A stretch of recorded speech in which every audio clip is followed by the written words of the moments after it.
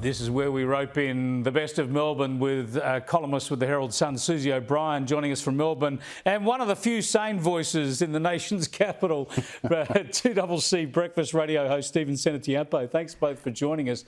A lot of talk about aged care today, a lot of talk about having to get the wealthy to pay more. No specifics from Labor here, Stephen. Should we be thinking here's a chance for sensible bipartisan reform, as David Littleproud was trying to suggest, or should we be worried they're coming for the family home? Look, I mean, part of me says that something's got to be done here, and if it's sensible policy, then this is a reasonable direction to go in, because we know that with an ageing population, the cost of the taxpayer is going to only increase exponentially over the next number of decades. But there's always that concern when you've got a government like this current one that they are coming after the family home. So, look, if we can get fair income, bipartisan, sensible policy on this, I think it's a no-brainer. And as much as I'd like to say people should be able to keep as much of their wealth to hand down to their kids as possible, the reality is we need to be able to keep people, they're getting older, we need to be able to keep them in their own homes and keep them healthy.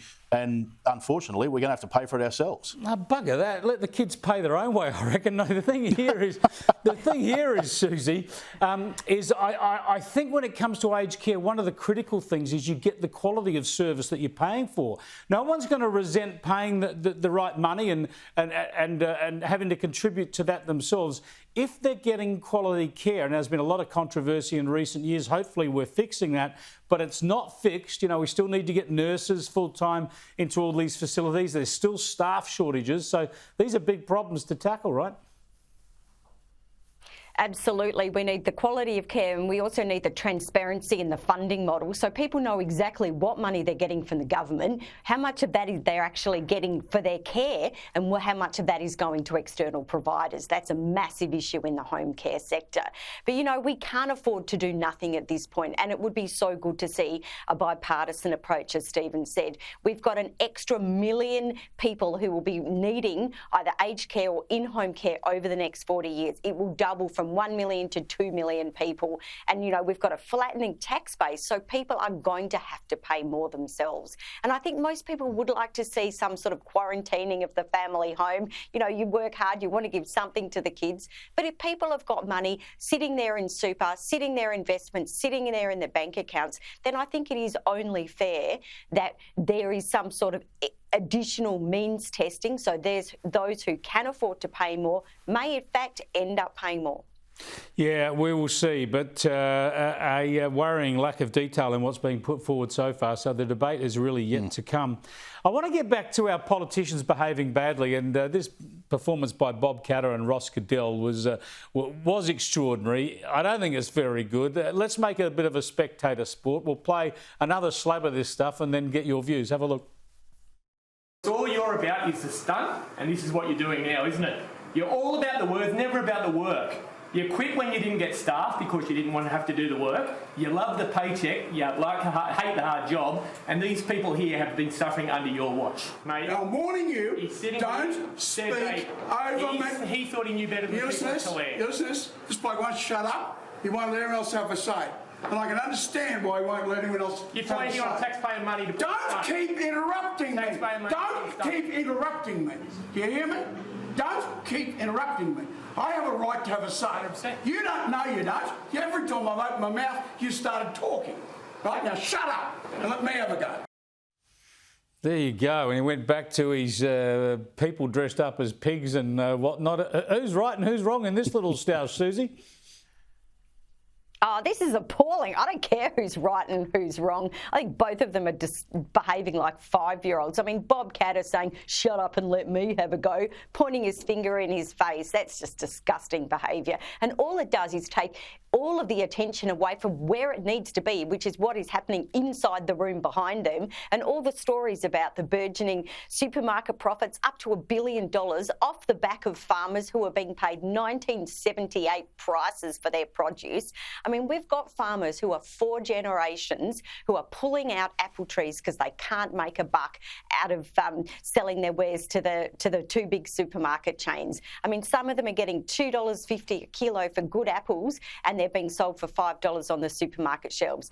Bad apples, they're getting 15 cents a kilo. No wonder they're going broke. And amidst all of that, soaring profits, and we're all paying more. And these clowns are making it all about them. Shame on them. All about them. Look, I think Bob Katter was very rude in the way he responded there, and I think we'll have Bob Katter on the program tomorrow night to talk about some of these issues. But this Ross Cadell, Stephen, he's interrupting someone else's press conference, yelling from the sidelines. Here's an idea. Here's a crazy idea, Senator Cadell. Call a press conference yourself and have something to say. I've never heard of the bloke. When's he calling press conferences to tell us how to fix these problems rather than just jumping in on someone else? Well, look, I've got to admit that Ross and I have been mates for about 25 years, and he is a relatively new senator, but that's not an excuse because he's been around politics for 25 years that I know of anyway, and he should know better. But I'd be surprised if he's allowed to call his own press conferences yet because he is the newbie in town. But look, the reality is I think this whole inquiry is a bit of a stunt, and he was referring to Andrew G as the stunt man. I think they're all bloody stunt men, and they should be sticking up for their constituents rather than just trying to get a grab on TV. I tell you what, anybody in politics can be accused of running a bit of a stunt, no matter what they get up and say. But if you've got a couple of people behind you dressed up as pigs, I reckon you're caught cold. You can't say that's not a stunt. Now, speaking of stunts, we've got to talk about the Royals and this Photoshop saga. Now, I mean, honestly, I could care whether they cut their photo together or not, but apparently Princess Kate has tried to admit now that she was the one tinkering with the photos. I don't know, maybe it was a lovely picture of her and she wanted to put more recent pictures of the kids there. I don't know. But do we need to find out exactly what went on here, Susie? Because maybe it really wasn't the princess who was on the computer. Maybe she has minions doing that sort of stuff for her.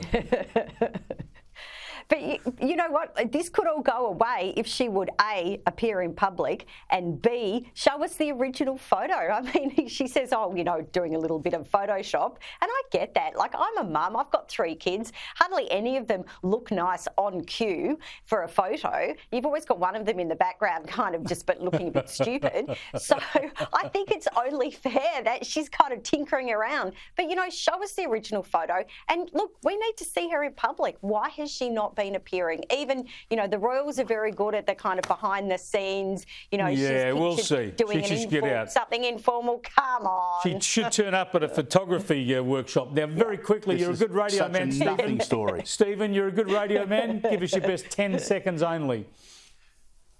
Nothing story. She's just had major surgery. Do we really expect her to be doing cartwheels down the Mall? And what do we think she was covering up? The fact that they're really lizard stock, like whatever David Icke reckons? There we go. Thanks for joining us. Let's stop talking about it. Thanks for joining us, Stephen and Susie. You heard it first from Stephen Cenatiempo, a new conspiracy theory. They're really lizards. I don't know whether that one's going to fly.